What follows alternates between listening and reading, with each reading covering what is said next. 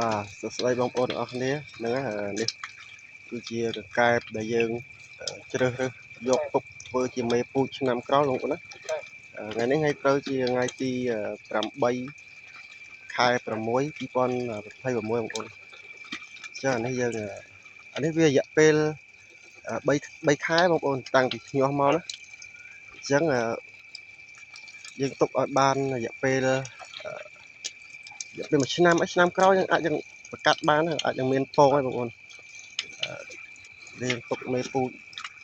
100ជាងបងប្អូន100ជាងធ្វើអោបគ្នាមានឈ្មោះលាយខ្លះ3 4អត់ចាប់ចេញអញ្ចឹងបងប្អូនអញ្ចឹងយើងឃើញថាសុខភាពវាល្អអញ្ចឹងកន្លែងរាល់ថ្ងៃវាដាក់នៅក្នុងដាក់នៅខាងដីតែឥឡូវខ្ញុំរុះរើវាធ្វើសារថ្មីបងប្អូនខ្ញុំឲ្យយើងមើលបាទបងប្អូននេះកន្លែងនេះពីដំបូងខ្ញុំដាក់កណាត់ស៊ូដាក់តង់យើងដាក់ទឹកតែឥឡូវខ្ញុំរុះចេញខ្ញុំរៀបអិតវិញខ្ញុំដាក់ធ្វើជាអិតវិញវាល្អជាងមិនថាល្អទេវាងាយស្រួលយើងខ្ញុំដាក់ធ្វើជាអិតវិញពីដំបូងខ្ញុំដាក់កង្កែបនេះនៅក្នុងនេះ